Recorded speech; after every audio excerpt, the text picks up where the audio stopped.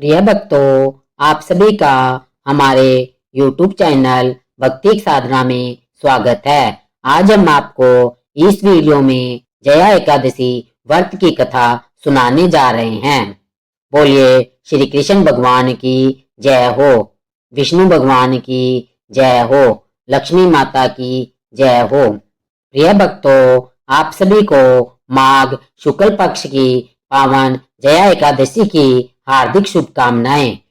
एकादशी तिथि को सनातन धर्म में अत्यंत श्रेष्ठ और पुण्यदायक माना गया है और जया एकादशी वे विशेष तिथि है जो जीवन में विजय, पाप नाश और मोक्ष का मार्ग प्रशस्त करती है। कहा जाता है कि जया एकादशी का व्रत रखने और कथा सुनने से व्यक्ति को सभी प्रकार के पापों से मुक्ति मिलती है, नकारात्मक प्रवृत्तियों का अंत होता है और जीवन में धर्म व भक्ति की विजय होती है।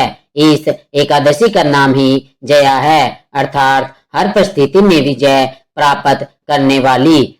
आज की इस वीडियो में मैं आप सभी को जया एकादशी की पवित्र और प्रेरणादायक कथा सुनाने वाली हूँ। इस कथा के माध्यम से हम जानेंगे कि जया एकादशी क्यों मनाई जाती है, इसका धार्मिक और आध्यात्मिक महत्व क्या है और किस प्रकार से इस व्रत के प्रभाव से मनुष्य अपने जीवन के बड़े से बड़े दोषों से भी मुक्त हो सकता है। इसके साथ साथ आज मैं आप सभी को एकादशी माता, जिन्हें 11 माता भी कहा जाता है, उनकी दिव्य कथा भी सुनाने वाली हूँ। एकादशी माता स्वयं भगवान विष्णु की प्रिय तिथि मानी जाती है और उनकी आराधना से व्रत का फल कई गुना बढ़ जाता है। यदि आप अपने जीवन में विजय, शांति, सद्बुद्धि और भगवान विष्णु की कृपा प्राप्त करना चाहते हैं तो यह कथा आपके लिए अत्यंत लाभकारी है। तो आइए श्रद्धा और विश्वास के साथ इस पावन जया एकादशी के अवसर पर कथा श्रवण करें और पुण्य लाभ प्राप्त करें। चलिए भगवान विष्णु और एकादशी माता का स्मरण करते हुए इस दिव्य कथा का शुभारंभ करते हैं। जय श्री विष्णु, जय एकादशी माता की। हिमालय की तलहटी में बसा था एक छोटा सा ग्राम जयपुरा। यह गांव साधारण नहीं था, यहाँ हर श्वास में धर्म था, हर आंगन में तुलसी और हर हृदय में भगवान विष्णु का नाम। गांव के बुजुर्ग कहते थे कि जो माघ मास में एकादशी का अपमान करता है वे अपने पुण्य स्वयं जला लेता है। परंतु समय के साथ जैसे जैसे पीढ़ियां बदली वैसे वैसे आस्था में ढील आने लगी। जयपुरा में एक पुरानी परंपरा थी। माघ शुक्ल एकादशी को पूरे गांव में उपवास, कथा और हरि नाम होता था, पर उस एकादशी को वे जया एकादशी क्यों कहते थे, यह कहानी बहुत कम लोग जानते थे। गांव के बाहर एक पुराना पीपल था। लोग मानते थे कि उस वृक्ष के नीचे कभी देवताओं और असुरों का संग्राम हुआ था। रात को वहां से गुजरने की हिम्मत कोई नहीं करता था। गांव के अंतिम छोर पर रहते थे धर्मदत्त और उनकी पत्नी सुभद्रा। धर्मदत्त गरीब थे, परंतु धर्म उनके लिए धन से बड़ा था। उनका घर मिट्टी का था, पर घर के भीतर भगवान विष्णु की मूर्ति स्वर्ण से भी अधिक उज्जवल लगती थी। सुभद्रा हर एकादशी का व्रत रखती थी, चाहे घर में अन्न हो या ना हो। उसी गांव में रहता था एक साहूकार भैरवनाथ। धन, सत्ता और घमंड तीनों उसके चरणों में थे। उसे व्रत उपवास से घृणा थी। वह कहता था कि भूखा रहना मूर्खों का धर्म है। जया एकादशी के दिन उसने पूरे गांव के सामने उपवासियों का अपमान कर दिया। धर्मदत्त ने विनम्रता से कहा कि यह दिन पापों को जीतने का है। भैरवनाथ हंसा और कहने लगा कि देखेंगे किसकी जीत होती है। उसी रात पीपल वृक्ष के नीचे एक भयावह घटना घटी। भैरवनाथ ने शराब पी और एकादशी की निंदा करते हुए पीपल के नीचे ही सो गया। आधी रात को धरती कांप उठी, देवद्रोही आत्माएं जाग उठी और तभी एक दिव्य आवाज गूंजी कि जिसने जया एकादशी का अपमान किया है वह अपनी विजय खो देगा। भैरवनाथ पर अदृश्य श्राप पड़ चुका था। अगली सुबह भैरवनाथ का व्यापार थम गया, सोना राख बन गया, नौकर भाग गए, सम्मान अपमान में बदल गया, परंतु उसका अहंकार नहीं टूटा।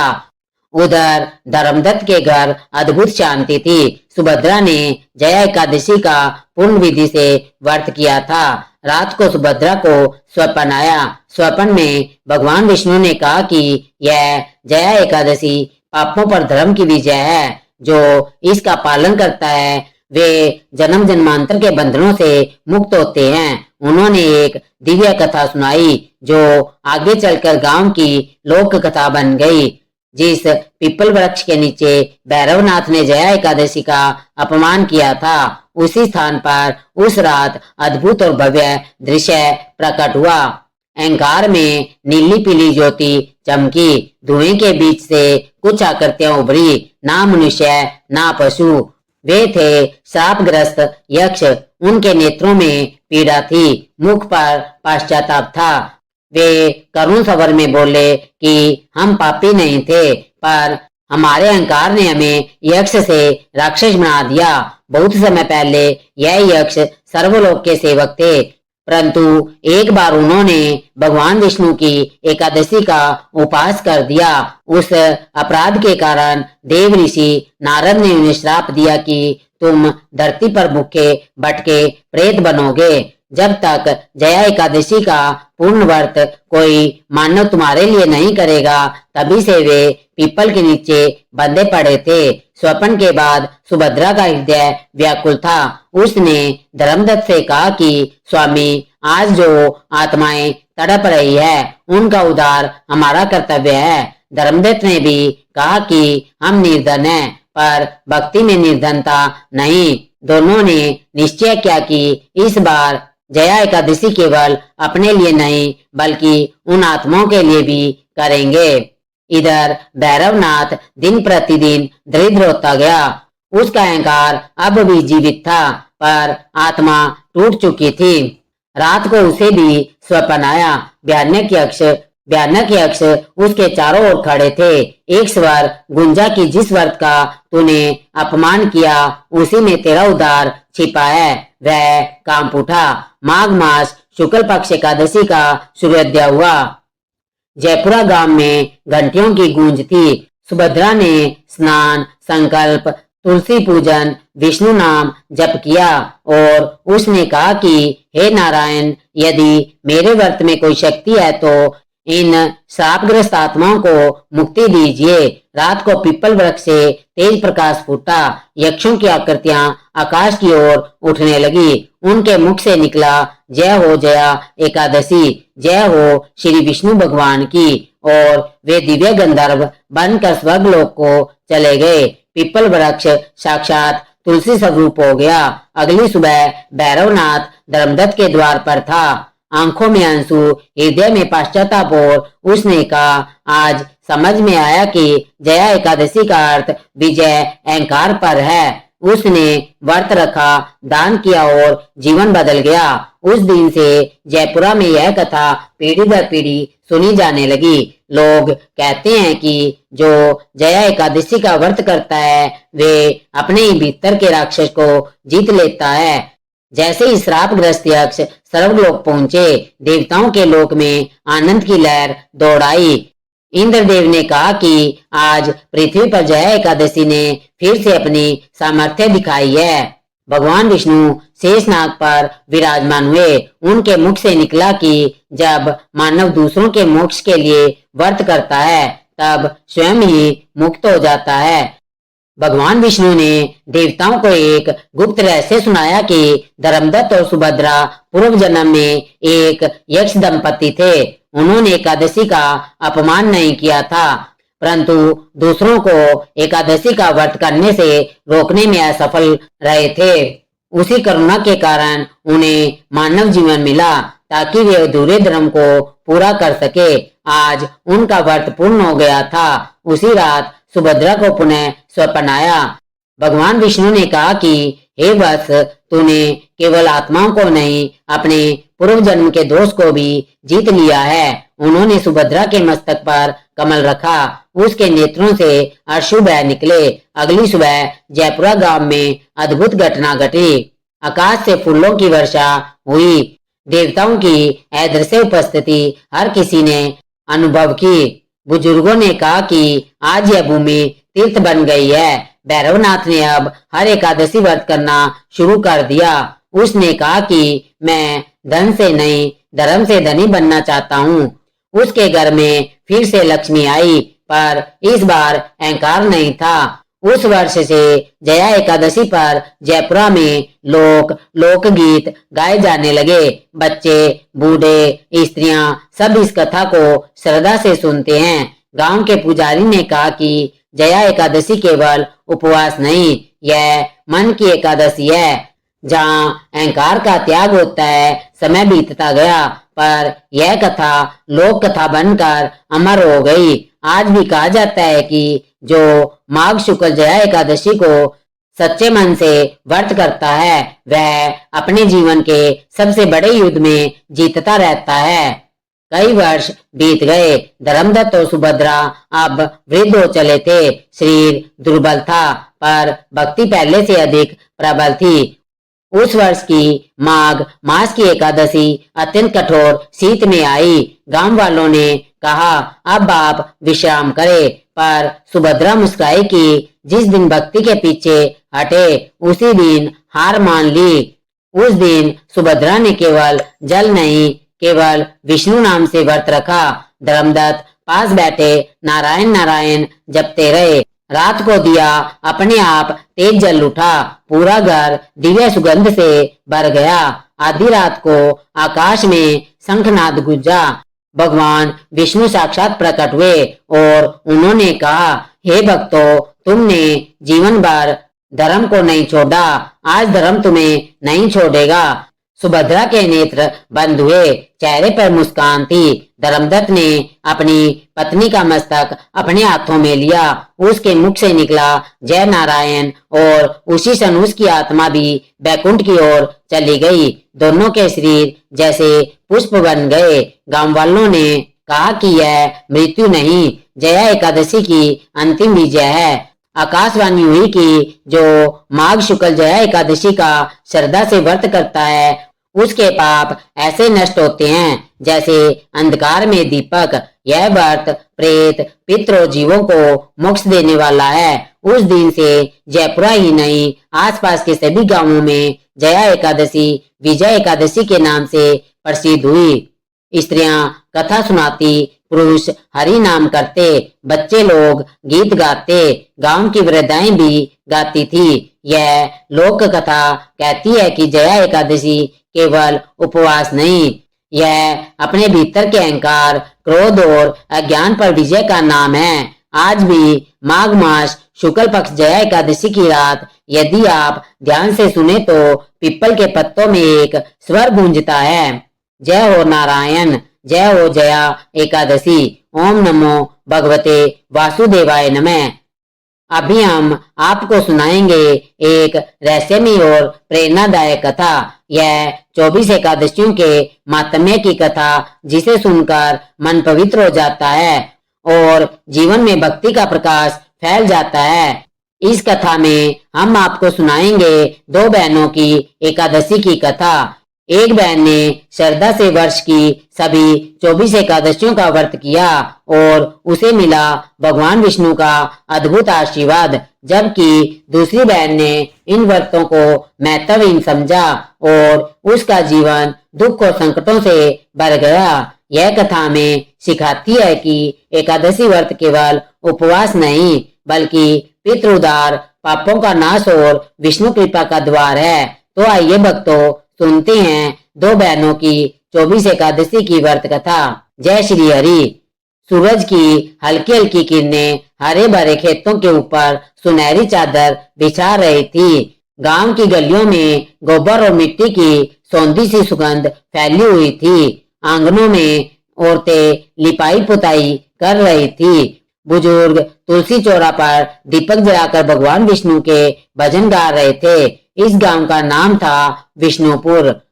नाम से ही लगता था कि यह गांव भगवान विष्णु की विशेष कृपा से धनी है। यहाँ के लोग हर एकादशी को बड़ी श्रद्धा से व्रत रखते थे। गांव के बुजुर्ग कहते थे कि जो एकादशी व्रत करता है उसके पाप नष्ट होते हैं, मन को शांति मिलती है और जीवन में सुख समृद्धि आती है। गांव के बीचों बीच एक पुराना लेकिन बहुत ही सुंदर विष्णु मंदिर था। मंदिर की दीवारों पर रामायण और महाभारत के दृश्य चित्रित किए गए थे। मंदिर के पुजारी रामदास जी सभी को एकादशी की महिमा सुनाते और कहते, बेटा एकादशी भगवान विष्णु की तिथि है। इस दिन व्रत, भजन और सेवा से ही मनुष्य के जीवन का कल्याण हो जाता है। इसी गांव में रहती थी दो सगी बहनें। बड़ी बहन का नाम था सुमंगला और छोटी बहन का नाम था कुमुदनी। दोनों की उम्र में 5 साल का अंतर था, लेकिन स्वभाव में जमीन आसमान का फर्क था। सुमंगला शांत, सहनशील और भक्ति में लीन रहती थी, जबकि कुमुदनी चंचल, बातुनी और रंगीन सपनों में खोई रहती थी। गांव के लोग अक्सर कहते, सुमंगला तो जैसे देवी लक्ष्मी की प्रतिमा है, लेकिन कुमुदनी को अभी संसार के रंग ढंग भा रहे हैं। उस दिन एकादशी थी। गांव में ढोल नगाड़े की आवाज गूंज रही थी। महिलाएं गीत गा रही थी। बच्चे फूल चुन चुनकर मंदिर जा रहे थे। सुमंगला ने सुबह से ही उपवास कर लिया था और पूजा की तैयारी में लगी थी, लेकिन कुमुदनी अभी भी आंगन में दर्पण देख देख कर अपनी चोटी में फूल लगा रही थी। सुमंगला ने धीरे से कहा, बहना आज एकादशी है, चलो व्रत कर ले, भगवान विष्णु प्रसन्न होंगे। कुमुदनी ने हंसते हुए कहा, दीदी यह व्रत उपवास बुजुर्गों के लिए अच्छे हैं, मेरी तो अभी उम्र ही क्या है, मुझे तो मेले में जाना है, नाच गाना देखना है। सुमंगला ने गंभीर स्वर में उत्तर दिया, उम्र भक्ति में रुकावट नहीं बनती बहना। एकादशी के व्रत से मन को स्थिरता और आत्मा को शुद्धि मिलती है। लेकिन कुमुदनी ने अनसुना कर दिया और मेले की ओर चल पड़ी। सुमंगला मन ही मन भगवान से प्रार्थना करती रही, हे नारायण, मेरी बहन को भी एक दिन अपनी भक्ति का महत्व समझ में आ जाए। इसी तरह गांव की इस एकादशी की सुबह दो बहनों के जीवन में दो अलग अलग राहें खोलने वाली थी। एक राह भक्ति की ओर, दूसरी राह मोह माया की ओर। भगवान विष्णु की योजना शायद कुछ और ही थी, क्योंकि इसी दिन से एक ऐसी कथा की शुरुआत होने लगी थी जो पूरे गांव में पीढ़ी दर पीढ़ी सुनाई जाएगी। विष्णु गांव में सुमंगला और कुमुदनी का घर एक पुराने नीम के पेड़ के नीचे बना था। मिट्टी की दीवारें, गोबर से लिपा आंगन और बीच में तुलसी का चौरा, यही उनकी छोटी सी कुटिया थी। मिट्टी की दीवारें, गोबर से लिपा आंगन और बीच में तुलसी का चौरा, यही उनकी छोटी सी दुनिया थी। उनके माता पिता साधारण किसान थे। पिता का नाम गोपाल दास और माता का नाम लक्ष्मीबाई। गोपाल दास मेहनती और सत्यनिष्ठ थे, जबकि लक्ष्मी धार्मिक और त्यागमय में थी। सुमंगला बचपन से ही शांत स्वभाव की थी। जब अन्य बच्चे खेलकूद में मस्त रहते थे तो वे मंदिर में जाकर दीप जलाती, पुजारी की मदद करती और भजन गाती। गांव की महिलाएं अक्सर कहती, बिटिया सुमंगला में तो साक्षात माता लक्ष्मी का वास है। सुमंगला का मन हमेशा दूसरों की सेवा में लगा रहता था। वे सुबह जल्दी उठकर आंगन में झाड़ू लगाती, तुलसी पर जल चढ़ाती और फिर खेत में माता पिता का हाथ बंटाती। उसे नई नई चीजों की चाह नहीं थी, उसकी खुशी सिर्फ भगवान के चरणों में थी। कुमुदनी छोटी बहन बिल्कुल विपरीत स्वभाव की थी। सुंदर थी, आंखों में चमक और चेहरे पर मुस्कान रहती, लेकिन मन बहुत चंचल था। उसे नए कपड़े, गहने और मेलों की चहल पहल बहुत पसंद थी। जब सुमंगला भजन गाती तब कुमुदनी खेतों में तितलियां पकड़ती या सहेलियों के साथ हंसी मजाक करती। कुमुदनी को व्रत उपवास में कोई दिलचस्पी नहीं थी। एक बार लक्ष्मीबाई ने उसे निर्जला एकादशी का व्रत करने को कहा। उसने हंसते हुए कहा, माँ, मैं तो बिना पानी के आधा दिन भी नहीं रह सकती। भगवान मुझसे नाराज नहीं होंगे ना? लक्ष्मीबाई ने मुस्कुरा कर कहा, बेटी, भगवान कभी नाराज नहीं होते, लेकिन व्रत से मन पवित्र होता है। कुमुदनी ने बस सिर हिला दिया और फिर खेल में लग गई। विष्णुपुर में साल भर कोई ना कोई धार्मिक आयोजन होता रहता था। कभी रामायण का पाठ, कभी भागवत कथा, तो कभी कीर्तन। सुमंगला हर आयोजन में आगे रहती, लेकिन कुमुदनी वहां सिर्फ तभी जाती जब कोई उत्सव में नाच गाना हो या मिठाई बंट रही हो। गांव के बुजुर्गों ने कई बार गोपाल दास से कहा, भाई, बड़ी बिटिया तो धन्य है, लेकिन छोटी को संभालो, मोह माया में फंस गई तो मुश्किल हो जाएगी। गोपाल दास हंस कर कहता, अरे, अभी बच्ची है, समय आने पर समझ जाएगी। जो कुमुदनी 12 साल की हो गई, तब लक्ष्मीबाई ने कहा, बेटी, अब तू भी एकादशी का व्रत करना शुरू कर, यही हमारी परंपरा है। सुमंगला ने तुरंत हामी भर दी और पूरे मन से व्रत करने लगी।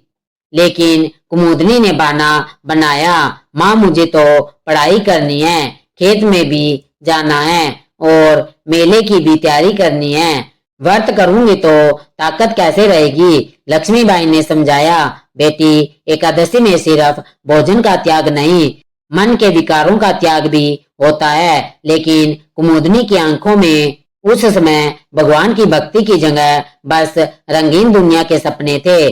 सुमंगला को कभी अपनी बहन पर गुस्सा नहीं आता था। वे सोचती शायद एक दिन भगवान स्वयं कुमुदनी को अपनी ओर खींच लेंगे। उसे पता नहीं था कि आने वाले समय में एक ऐसी घटना घटने वाली है जो दोनों बहनों के जीवन को हमेशा के लिए बदल देगी, और उस बदलाव के केंद्र में होगी एकादशी की दिव्य महिमा। विष्णुपुर गांव में हर एकादशी का दिन किसी त्योहार से कम नहीं होता था। गांव के लोग इसे भगवान विष्णु का विशेष दिन मानते थे। सुबह होते ही हर घर में शंख, घंटियां और भजन की आवाजें गूंजने लगती। मंदिर में पीतल के बड़े दियों की कतारें जगमगाने लगती और वातावरण में तुलसी, चंदन और धूप की पवित्र सुगंध भर जाती। एकादशी से एक दिन पहले गांव की औरतें आंगन साफ करती, तुलसी चौरे पर सजावट करती और अनाज छांट कर रख देती, क्योंकि एकादशी के दिन अनाज का सेवन नहीं किया जाता था। गांव में यह भी मान्यता थी कि इस दिन धान, गेहूं, चावल जैसी चीजें नहीं पकानी चाहिए, बल्कि फल, दूध और साबूदाने जैसी सात्विक चीजों से व्रत खोलना चाहिए। मंदिर के पुजारी रामदास जी सुबह से ही लोगों को एकादशी के महत्व के बारे में बताते थे। बेटा, एकादशी में व्रत करने से शरीर और आत्मा दोनों पवित्र होती है। यह तिथि स्वयं भगवान हरि को प्रिय है। जो मन से, वाणी से और कर्म से पवित्र रहकर व्रत करता है, उसका जीवन मंगलमय हो जाता है। सुमंगला ने सुबह ब्रह्म मुहूर्त में उठकर स्नान किया। उसने पीले रंग की साड़ी पहनी, माथे पर चंदन का तिलक लगाया और हाथ में तुलसी की माला ली। माँ लक्ष्मीबाई ने उसकी थाली में भगवान विष्णु के पूजन के लिए फूल, तुलसी पत्र, धूप, दीप और शंख रख दिया। सुमंगला पूरे मन से संकल्प लेकर बोली, हे नारायण, आज मैं आपके चरणों में अपना मन, वाणी और कर्म अर्पित करती हूँ। मेरा यह व्रत आप स्वीकार करें। उसकी आंखों में चमक और दिल में शांति थी। दूसरी ओर कुमुदनी अभी दर्पण के सामने खड़ी होकर अपने बाल संवार रही थी। उसने चटक लाल रंग की चुन्नी ओढ़ी और पैरों में चांदी की पायल पहन ली। उसकी सहेलियां आकर कहने लगी, चल कुमुदनी, आज मेले में बहुत रौनक है, नए झूले लगे हैं। कुमुदनी ने तुरंत हामी भर दी। माँ ने उसे पुकारा, बेटी, आज व्रत कर ले, भगवान की कृपा मिलेगी। कुमुदनी ने हंसते हुए कहा, माँ, भगवान तो दिल में रहते हैं, मंदिर में जाने या व्रत करने से नहीं मिलते। मैं तो मेले से आकर उन्हें प्रणाम कर लूंगी। लक्ष्मीबाई ने सर हिलाया, लेकिन मन में चिंता हुई। मंदिर में भजन कीर्तन शुरू हो गया। ढोलक, मजीरे और शंख की ध्वनि पूरे गांव में गूंज रही थी। सुमंगला मंदिर में जाकर सबसे आगे बैठ गई और मधुर स्वर में भजन गाने लगी। हरे राम राम राम हरे हरे, हरे कृष्णा कृष्णा कृष्णा हरे हरे। उसके चेहरे पर भक्ति का तेज साफ दिख रहा था। भजन के बीच में पुजारी जी ने एकादशी मातम सुनाना शुरू कर दिया। एक समय की बात है, राजा हरिश्चंद्र ने एकादशी व्रत किया था और उनके सारे दुख दूर हो गए थे। भगवान विष्णु स्वयं उनके स्वप्न में आए और वरदान दिया। सुमंगला मंत्रमुग्ध होकर सुन रही थी, मानो हर शब्द उसके हृदय में उतर रहा हो। उधर कुमुदनी अपनी सहेलियों के साथ मेले में पहुंच गई। वहां मिठाई की दुकानें, खिलौनों की दुकानें और रंग बिरंगे झूलों का मेला लगा हुआ था। वे घंटों घूमती रही। उन्होंने चाट खाई, खिलौने खरीदे और हंसी मजाक में समय गुजार दिया। उसे पता ही नहीं चला कि दिन कब बीत गया, लेकिन शाम होते होते एक अजीब सी थकान ने उसे घेर लिया। मन में बेचैनी और सिर में भारीपन महसूस होने लगा। उसने सोचा, शायद धूप में ज्यादा घूमने से ऐसा हो रहा है। मंगला ने दिन भर भजन गाया और शाम को मंदिर की आरती में शामिल हुई। आरती के अंत में पुजारी जी ने उसे तुलसी पत्र और प्रसाद दिया। उन्होंने आशीर्वाद देते हुए कहा, बेटी, भगवान तेरी भक्ति देख रहे हैं। उनका आशीर्वाद सदा तुझ पर बना रहेगा। सुमंगला ने विनम्रता से सिर झुकाया और भीतर से उसे एक अनोखी शांति महसूस हो रही थी। उसी रात जब दोनों बहनें सो रही थी, सुमंगला ने स्वप्न देखा कि भगवान विष्णु पीताम्बर धारण किए, चारों भुजाओं में शंख, चक्र, गदा और पद्म लिए खड़े हैं। उन्होंने मुस्कुरा कर कहा, बेटी, तेरी भक्ति ने मुझे प्रसन्न कर दिया है। समय आने पर तेरी बहन भी मेरे चरणों की ओर आएगी। सुमंगला ने नींद में ही हाथ जोड़ दिए। उसे लगा भगवान की योजना अब शुरू हो चुकी है। भाद्रपद मास अब बीत चुका था और अश्विन मास की शुरुआत हो गई थी। गांव में खेतों में धान की फसल पकने लगी थी, लेकिन मौसम में अचानक बदलाव आ गया। आसमान पर घने बादल छा गए और कई दिनों तक मूसलाधार बारिश होती रही। एक सुबह गोपालदास खेत देखने गए तो देखा कि पानी इतना भर गया है कि धान की आधी फसल डूब चुकी है। चेहरे पर चिंता की लकीरें साफ थी। वह घर लौटा और पत्नी लक्ष्मीबाई से बोला, इस बार फसल का आधा हिस्सा तो बर्बाद हो जाएगा। पता नहीं घर का खर्चा कैसे चलेगा। यह सुनकर सुमंगला चुपचाप भगवान के सामने बैठ गई और प्रार्थना करने लगी, हे नारायण, आप ही हमारा सहारा हो। कृपया करके हमें संकट से निकालिए। कुमुदनी ने यह सुना तो बोली, दीदी, प्रार्थना करने से कुछ नहीं होगा। हमें काम बढ़ाना होगा, बाजार में चीजें बेचनी होगी और कुछ नया सोचेंगे तो ही हालात बदलेंगे। सुमंगला ने शांत स्वर में कहा, काम तो हम करेंगे ही, लेकिन याद रख, भगवान की कृपा के बिना कोई प्रयास सफल नहीं होता।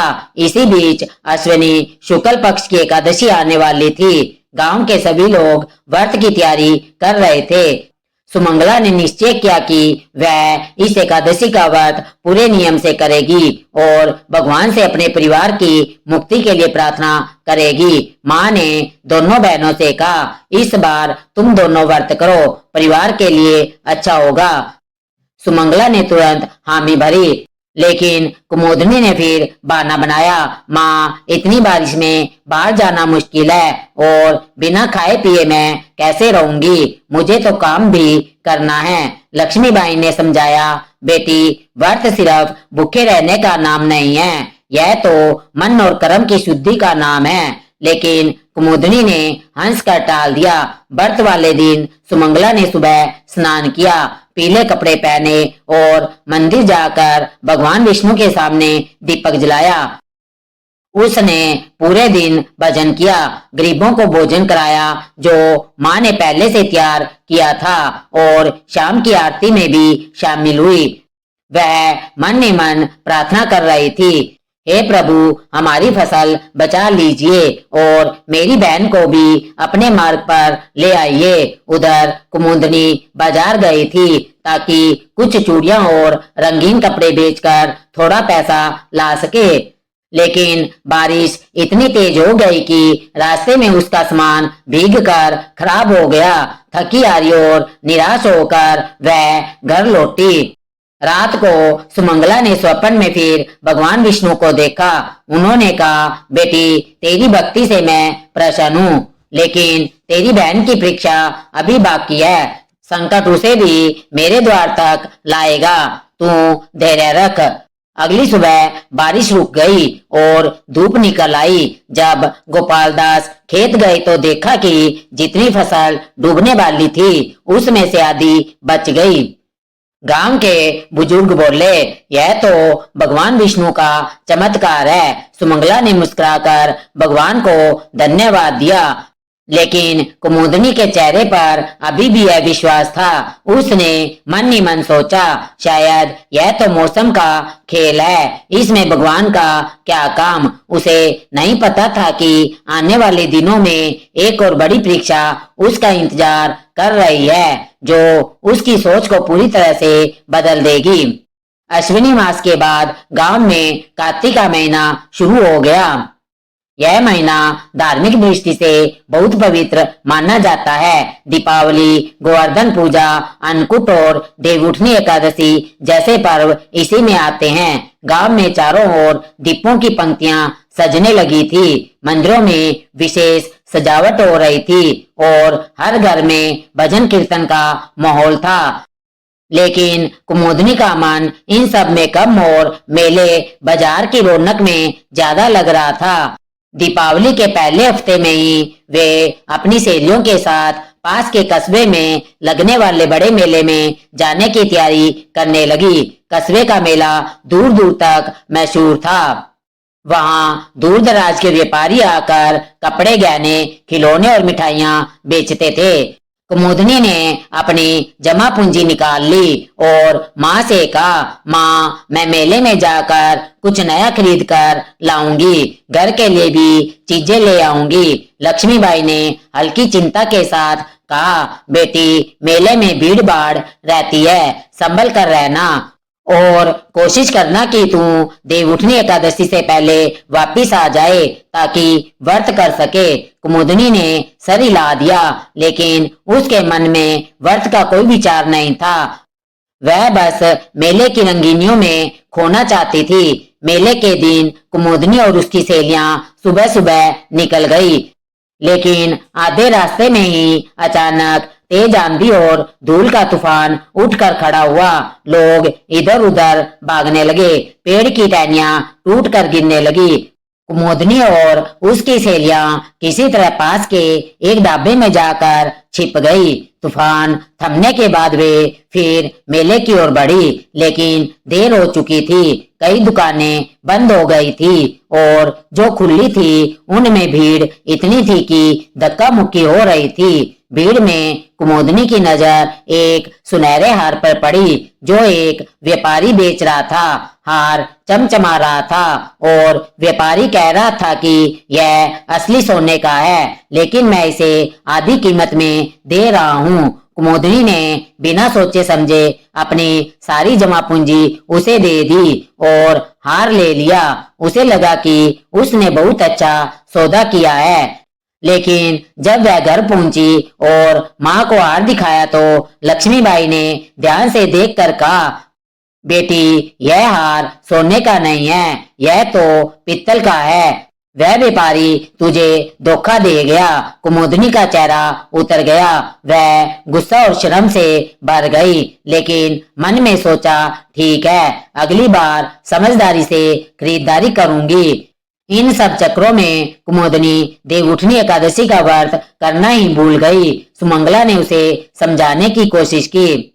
बहन, एकादशी का व्रत करने से भगवान विष्णु का आशीर्वाद मिलता है। यह दिन बहुत विशेष है। लेकिन कुमुदनी ने थके हुए स्वर में कहा, दीदी, अभी मेरा मन बहुत खराब है, अगली बार व्रत कर लूंगी। उस रात कुमुदनी ने एक अजीब सपना देखा।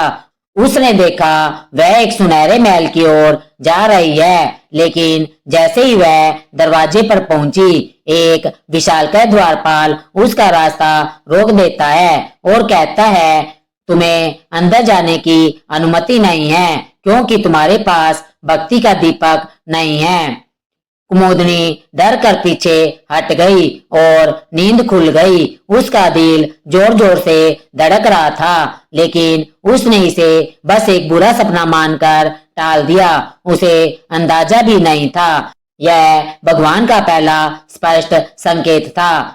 और अगर वह अब भी नहीं संभली तो अगली परीक्षा और कठिन होने वाली थी। कार्तिक मास की ठंडी सुबह थी। गांव में कोहरे की चादर बिछी हुई थी और मंदिर के घंटे की मधुर ध्वनि दूर दूर तक गूंज रही थी।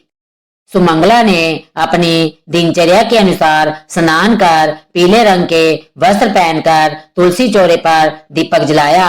उसके चेहरे पर भक्ति का तेज साफ झलक रहा था।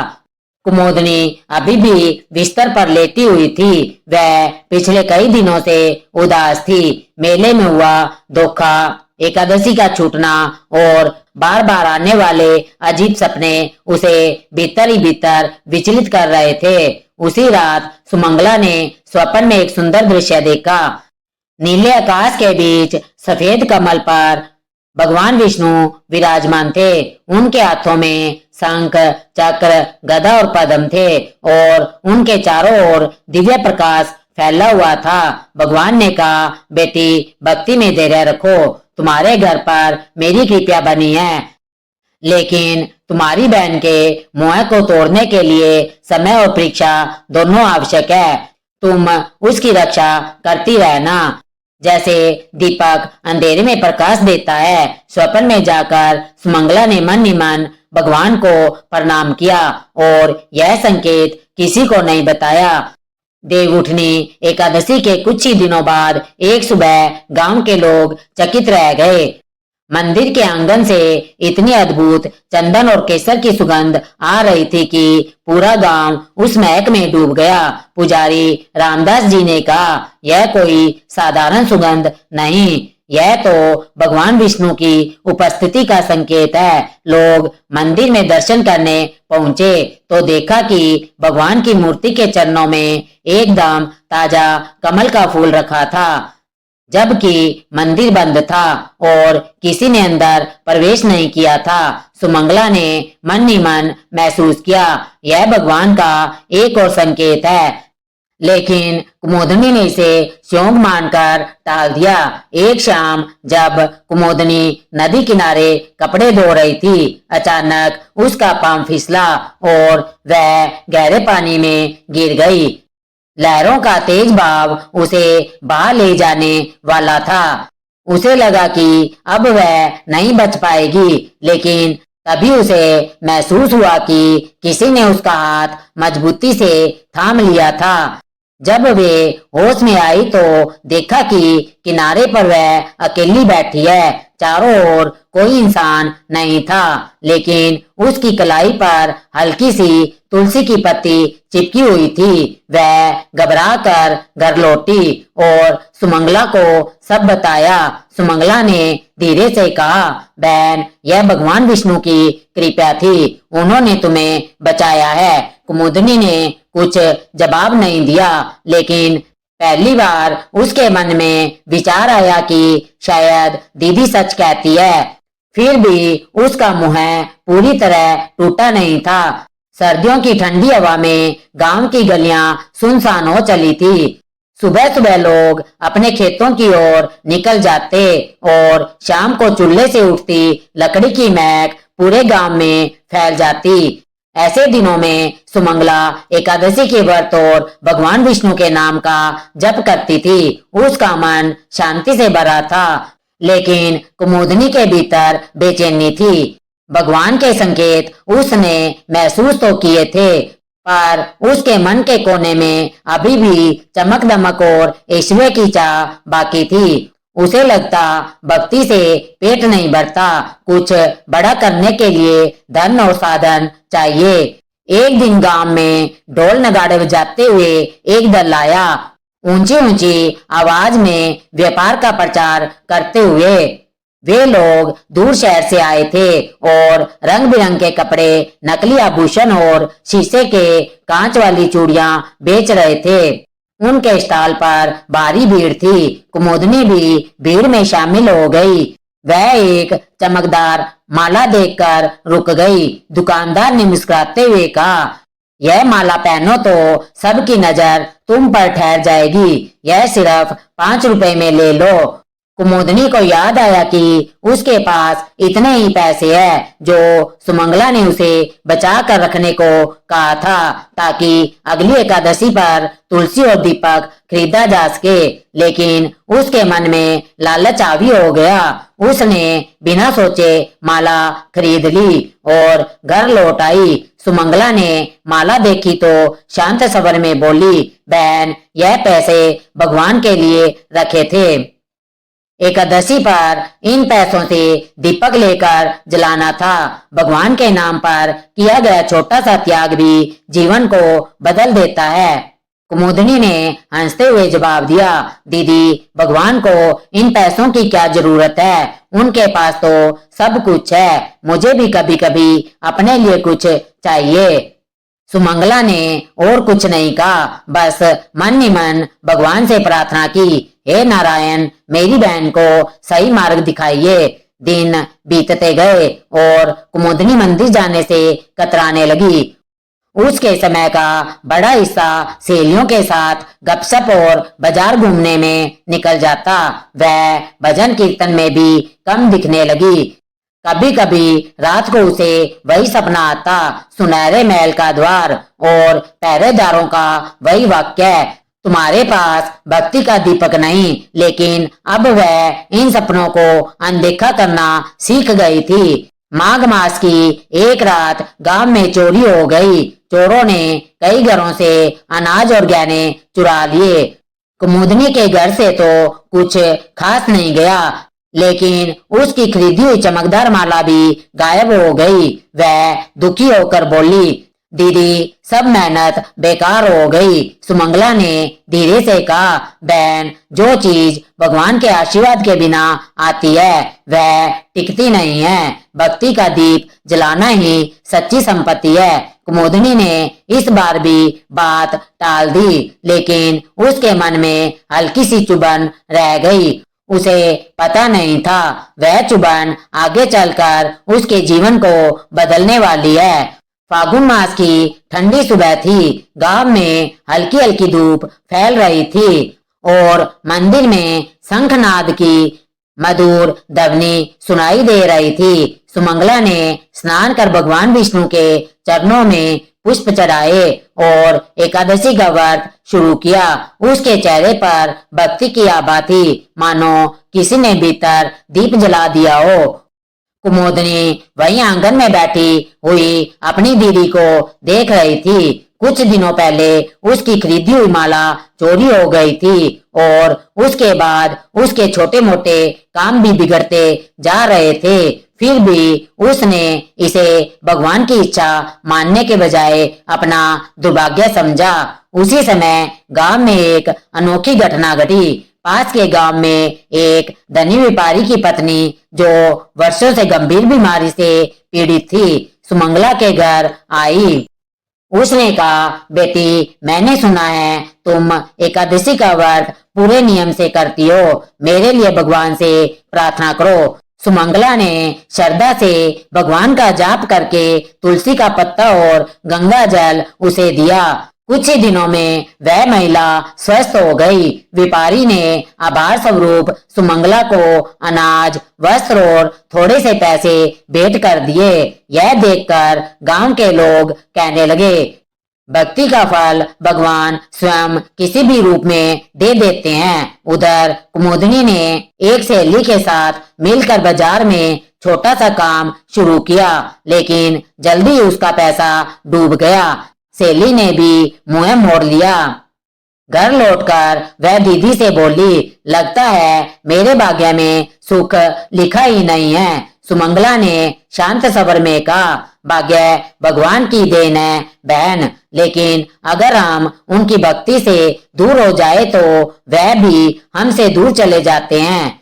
धीरे धीरे गांव के लोग भी कुमुदनी से दूरी बनाने लगे। कहते हैं, जिसके मन में भक्ति नहीं उसका साथ कैसा।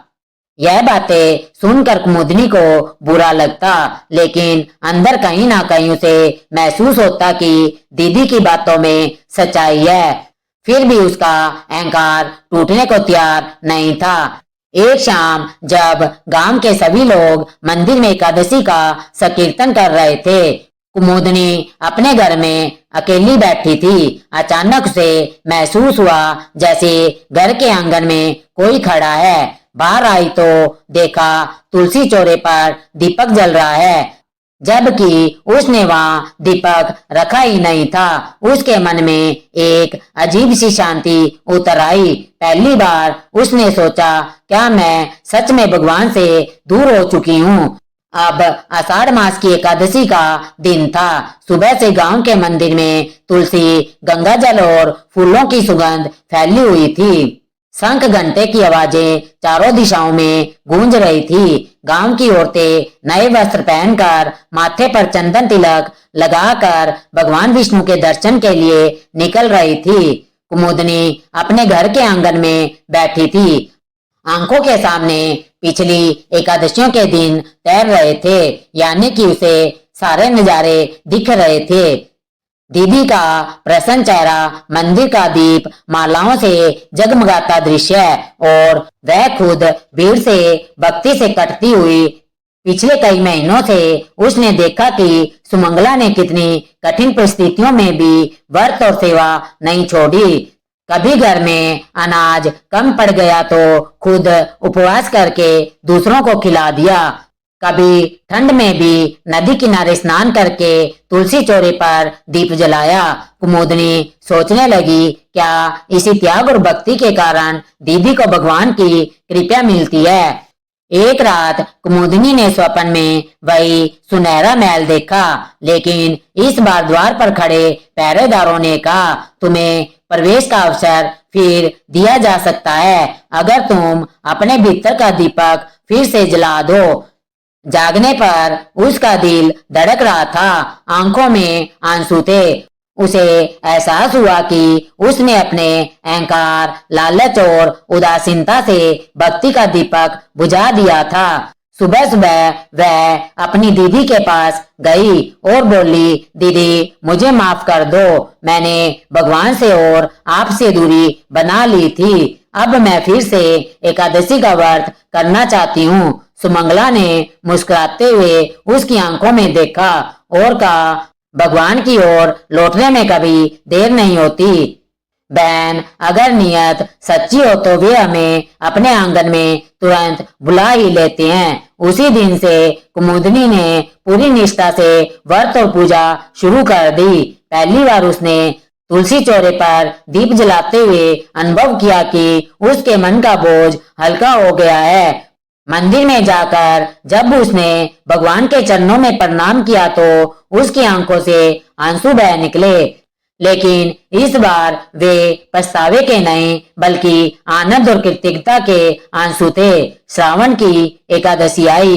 गांव में जैसे कोई पर्व उतर आया हो। हर आंगन में गोबर से लिपे पोचे, रंग बिरंगी अल्पनाएं और तुलसी चौरे पर झिलमिलाते दीप दिखाई दे रहे थे। मंदिर के शिखर पर नई ध्वजा लहरा रही थी और हवा में धूप बत्ती की सुगंध घुली हुई थी। सुमंगला और कुमुदनी दोनों बहनों ने आज संकल्प लिया था कि वह दोनों यह एकादशी पूरी श्रद्धा और प्रेम से करेगी। सुबह से ही उन्होंने स्नान कर स्वस्थ वस्त्र पहनकर तुलसी पर जल चढ़ाया और मंदिर के लिए प्रसाद तैयार किया। जब दोनों बहनें मंदिर पहुंची तो गांव वाले हैरान हो गए, क्योंकि लंबे समय बाद सभी ने कुमुदनी को भी भक्ति के साथ देखा। वह अपनी दीदी के साथ प्रसाद की थाली थामे मुस्कान के साथ आगे बढ़ रही थी। जैसे ही दोनों ने भगवान विष्णु के चरणों में प्रणाम किया, मंदिर के गर्भगृह से हल्की सी सुनहरी आभा फैल गई। मालूम हुआ मानो स्वयं भगवान विष्णु ने अपने भक्तों के आगमन का स्वागत किया हो। शंखनाद और कीर्तन की ध्वनि ने पूरे वातावरण को दिव्य बना दिया। पूजा समाप्त होने के बाद पुजारी ने सबको बताया, आज रात मैंने स्वप्न में भगवान विष्णु को देखा। वे कह रहे थे, गांव में शांति सुख और समृद्धि का समय आ गया है, क्योंकि यहाँ के लोग भक्ति में एक हो गए हैं। उसी दिन से गांव में अजीब परिवर्तन होने लगे। सूखे खेतों में हरी भरी फसल लहला रही थी। बीमार लोग धीरे धीरे स्वस्थ होने लगे और कई गरीब परिवारों को रोजगार मिलने लगे। मंदिर से लौटते समय कुमुदनी ने सुमंगला का हाथ थाम लिया और कहा, दीदी, मुझे भक्ति की राह दिखाने के लिए धन्यवाद।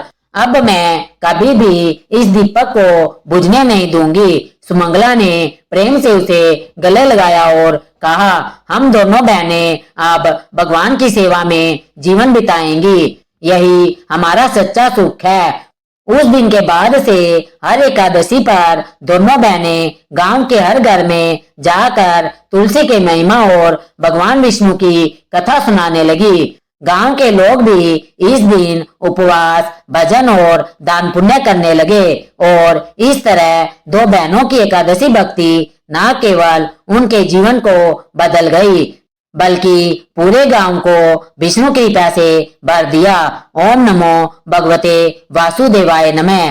प्रिय भक्तजनों, अभी हम आपको सुनाने जा रहे हैं माता तुलसी और माता लक्ष्मी की एक ऐसी दिव्य कथा जो न केवल हृदय को भाव विभोर कर देती है, बल्कि जीवन में सुख शांति और समृद्धि का मार्ग भी दिखाती है। इस कथा को अंत तक सुने और यदि आपको यह कथा पसंद आए तो कृपया हमारे चैनल भक्ति एक साधना को अवश्य सब्सक्राइब करें, वीडियो को लाइक करें और शेयर करें और कमेंट बॉक्स में जय तुलसी माता, जय लक्ष्मी माता अवश्य लिखें।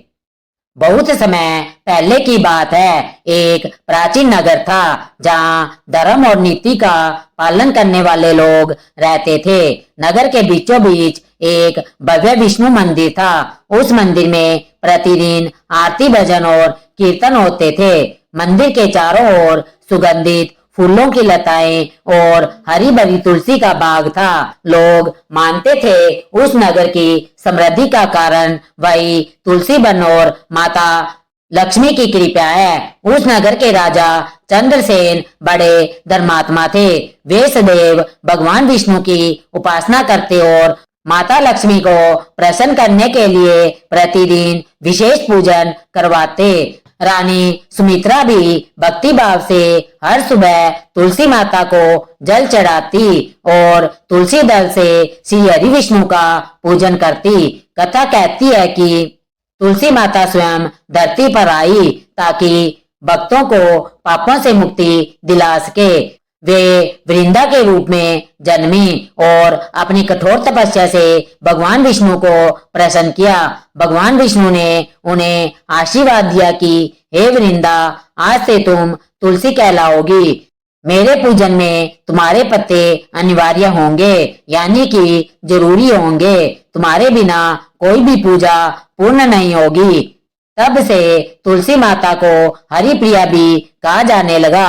जहाँ तुलसी माता होती है वहाँ लक्ष्मी माता का वास होता है और वहाँ दरिद्रता कभी नहीं टिकती। दूसरी ओर जब समुद्र मंथन हुआ तो अनेक रतन निकले। उसी समय माता लक्ष्मी प्रकट हुई। वे रूप लावण्य वैभव और समृद्धि की देवी थी। सभी देवता और असुर उनका रूप देखकर चकित रह गए। माता लक्ष्मी ने भगवान विष्णु को पति रूप में स्वीकार किया और तब से वे सदा उनके साथ रहती है। लक्ष्मी माता ने घोषणा की, जहाँ धर्म होगा, जहाँ भक्ति होगी और जहाँ तुलसी का वास होगा, वही मेरा स्थायी निवास होगा।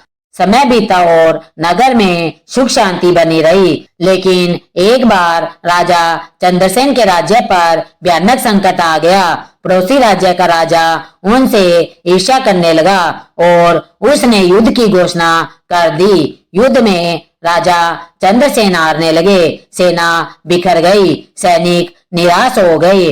रानी सुमित्रा चिंतित थी कि कहीं उनके राज्य की समृद्धि नष्ट ना हो जाए।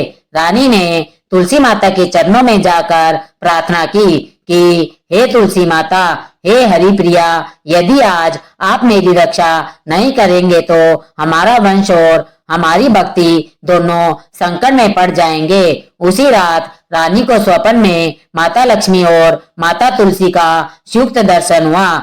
दोनों माताएं एक साथ प्रकट होकर बोली, हे सुमित्रा, तुम्हारी भक्ति से हम प्रसन्न हैं। भय मत करो। जो स्त्री तुलसी माता का पूजन करती है और लक्ष्मी का ध्यान करती है, उसका घर कभी निर्धन नहीं होता और उसके कुल की रक्षा स्वयं भगवान विष्णु करते हैं। तुम कल प्रातः काल तुलसी दल से भगवान विष्णु की पूजा करो और दीपदान करो। तुम्हारा संकट अवश्य दूर होगा। सुबह होते ही रानी ने स्नान कर विधि पूर्वक तुलसी माता को अर्घ्य दिया। तुलसी दल लेकर श्री हरि विष्णु का पूजन किया और लक्ष्मी माता की आराधना की। इसके बाद अद्भुत चमत्कार हुआ। राजा की सेना में नई शक्ति जागी। युद्ध भूमि में दुश्मन भयभीत होकर पीछे हट गए। राजा चंद्रसेन विजयी हुए।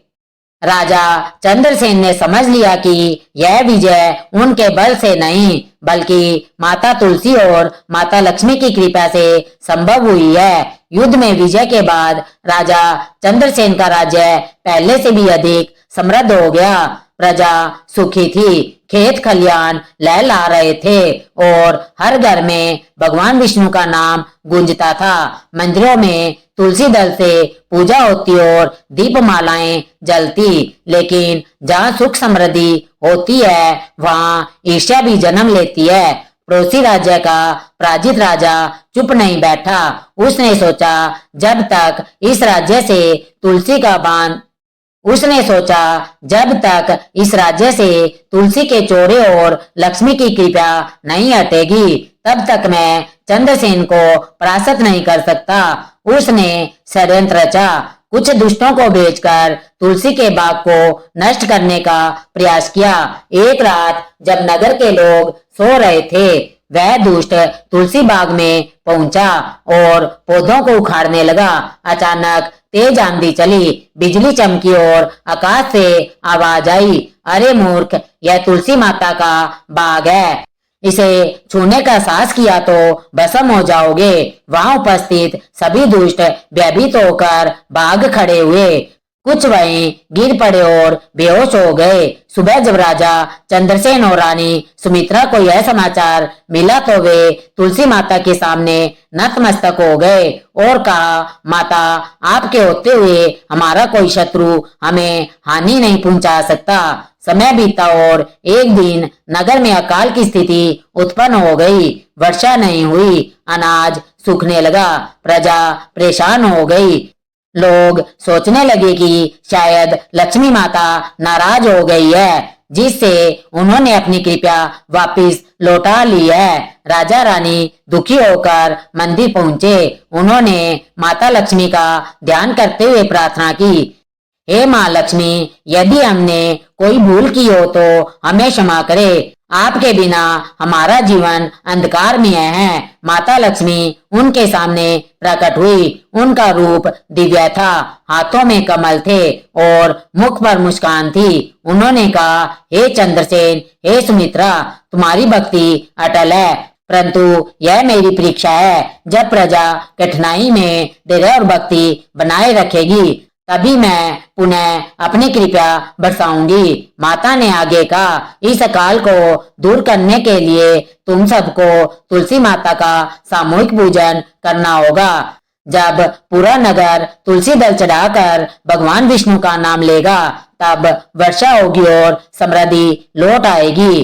राजा ने आदेश दिया कि पूरे नगरवासी एकत्रित होकर तुलसी माता का महायज्ञ करे। दिन निश्चित हुआ। नगर के सभी लोग, छोटे बड़े, स्त्री पुरुष, बच्चे बुजुर्ग सब तुलसी बाग में आए। वहां भव्य मंडप बनाया गया। वेद मंत्रों की गूंज हुई। तुलसी माता को दूध, जल, फूल और सिंदूर अर्पित किया गया। भगवान विष्णु की मूर्ति के चरणों में तुलसी दल चढ़ाए गए।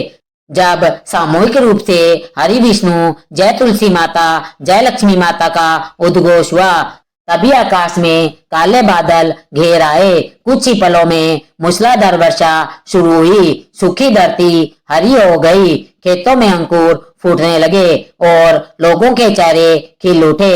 वर्षा होते ही माता लक्ष्मी और तुलसी माता दोनों दिव्य रूप में प्रकट हुई। उनके तेज से पूरा मंडप आलोकित हो गया। माता तुलसी बोली, हे भक्तों, जो स्त्री पुरुष श्रद्धा से मेरा पूजन करते हैं और भगवान विष्णु का ध्यान करते हैं उनके घर में दरिद्रता कभी नहीं आती। माता लक्ष्मी ने कहा, और जहाँ तुलसी का वास होता है वहाँ मैं स्वयं निवास करती हूँ। इस नगर में अब सदैव सुख समृद्धि बनी रहेगी। राजा रानी और सभी प्रजाजन ने मिलकर दोनों माताओं को प्रणाम किया और धन्यवाद दिया। तुलसी महायज्ञ के बाद नगर में फिर से सुख शांति लौट आई। खेतों में फसल लहलाने लगी। लोग प्रसन्नचित्त होकर तुलसी माता और लक्ष्मी माता का गुणगान करने लगे। राजा चंद्रसेन और रानी सुमित्रा हर दिन से और अधिक भक्ति भाव से पूजन करने लगे। लेकिन ईश्वर और देवी देवता अपने भक्तों की परीक्षा लेते रहते हैं ताकि उनकी भक्ति और दृढ़ हो सके। एक दिन नगर में एक नई घटना घटी। एक वृद्ध ब्राह्मण नगर में आया। उसके वस्त्र फटे पुराने थे, आंखों में चमक थी और मुख पर गहन गंभीरता। वे राजा के दरबार पहुंचे और बोला, हे राजन, तुम बड़े धर्मात्मा कहलाते हो। कहते हैं कि तुम्हारे राज्य में कोई भूखा नहीं रहता, लेकिन मैं भूखा प्यासा घूम रहा हूँ और कोई मुझे अन्न जल नहीं दे रहा है। यदि तुम सचमुच धर्मात्मा हो तो मेरी भूख मिटाओ। राजा ने तुरंत आदेश दिया कि ब्राह्मण को भोजन कराया जाए। लेकिन जब भोजन परोसा गया तो ब्राह्मण ने गुस्से से थाली उलट दी और बोला, यह भोजन मुझे स्वीकार नहीं, इसमें तुलसी दल नहीं।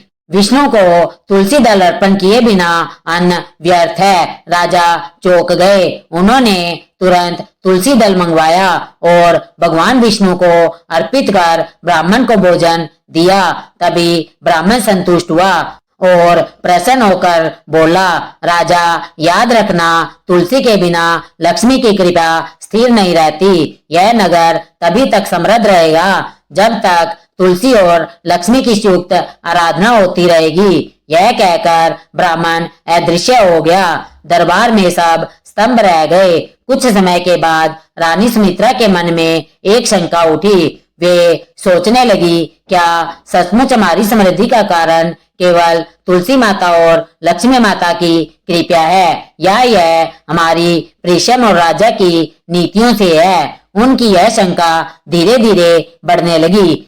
एक दिन उन्होंने तुलसी पूजा का क्रम तोड़ दिया और सोचा, देखते हैं यदि हम पूजा भी ना करें तो क्या होता है। उस दिन तुलसी पर जल नहीं चढ़ा, दीपक नहीं जला और लक्ष्मी पूजन भी नहीं हुआ। रानी के इस भूल का परिणाम तुरंत दिखाई देने लगा। उसी रात महल में अंधकार छा गया। दीपक बुझ गए।